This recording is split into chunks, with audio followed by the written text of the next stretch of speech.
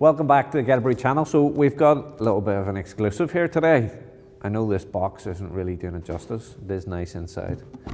And I know the branding isn't super sexy yet. But it's kind of an exclusive for us here at Get a Brew in our brewery. So we haven't chatted to you about Hopsteiner. So this is their advanced hop product, Salvo, and we're going to be brewing with it this week. We're excited to share those results with you. It's a flowable advanced hop product that's dosed at whirlpool.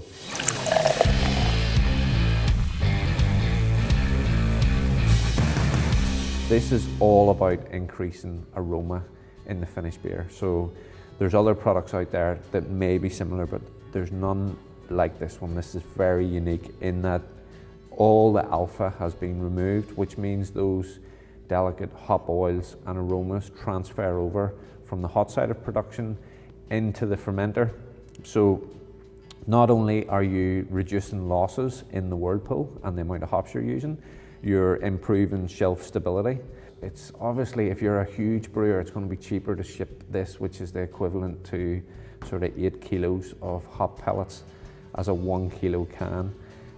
So there's greater yield, better shelf stability, shipping savings, but the bit that really interests me is actually there's no alpha acid in it, and the delicate oils from the hops are transferring into the fermenter, which means that not only are you reducing the amount of hops that you're using in the whirlpool, but you're also reducing the amount of hops that you need to dry hop with to get that improved aroma. If you've never heard of Hopsteiner, global hop merchant, operating at a large scale, they have a unique portfolio of products, not only advanced hop products, but they also supply British hops, European hops, American hops, New Zealand hops, and then they've been investing a lot in advanced hop products, and we're excited to be working with them. Like, we've spent a bit of time with Ed and Guy in the UK office, and we obviously know they've got a huge following and a very impressive reputation across the globe.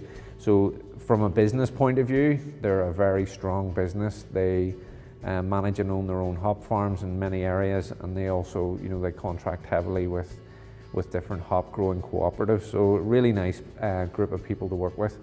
We've visited their facility in the UK, and we've spent a bit of time getting to know the guys, and we're going to have their hops available on the Get a Brew website, and also we're going to open this tin tomorrow.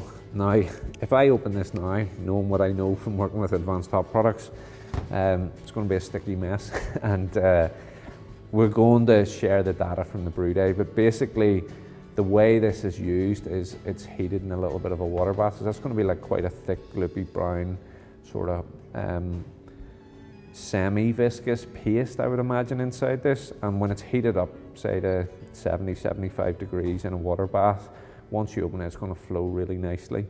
And dosage is recommended in the whirlpool. As with all advanced hop products, brewers' system and choice is going to have an impact on how you handle them. Also what varieties, how you handle them and how they work. So I would tend to say with these products, it works exceptionally well blending a little bit of T90 pellets with them in the whirlpool. I've also been reading online some of the blogs where people are adding it straight to the fermenter as well. It'll depend on your setup. We're going to share our feedback, and look, really what we want to do is see is what it says in the TDS actually practically happen. Do all those beautiful hop oils transfer over into the fermenter and improve the aroma? Does the presence of the beta acids make it more shelf stable? Does it give it all those benefits that they talk about? We think it is, if it's on the TDS and it's on the marketing from Hopsteiner, but we want to test it ourselves before we release it to the market. I am genuinely interested in this product because it's coming in at a really good price point, which is going to save brewers money.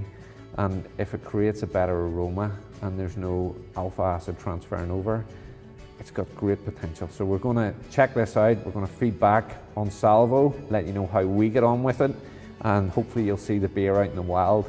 You'll try it yourself, and until next time, happy brewing.